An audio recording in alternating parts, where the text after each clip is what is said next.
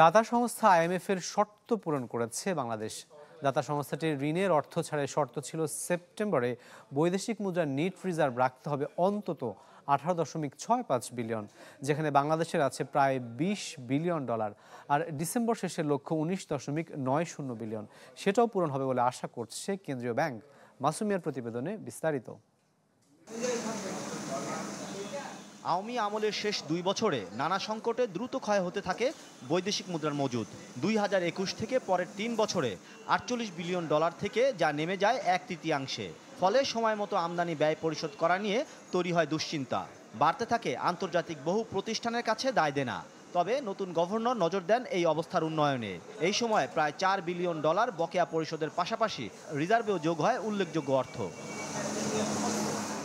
তবে বাজারে সরবরাহ বেড়ে যাওয়ায় দর ধরে রাখতে 1.5 মাসে প্রায় 2.25 বিলিয়ন ডলার বাজার থেকে তুলে নেয় কেন্দ্রীয় ব্যাংক, যা যোগ হয় বৈদেশিক মুদ্রার মজুদে। যার ফলে 25 সেপ্টেম্বর পর্যন্ত নিট রিজার্ভ দাঁড়ায় 20 বিলিয়নের ঘরে। যদিও আইএমএফ এর শর্ত ছিল 18.5 বিলিয়ন, অর্থাৎ সে হিসেবে শক্ত অবস্থানে বাংলাদেশ। আমি বুঝি নির্মাণের শিল্প, সালাম স্টিল বোঝে ডিউরেবিলিটি। সালাম স্টিল, মোস্ট ডিউরেবল স্টিল।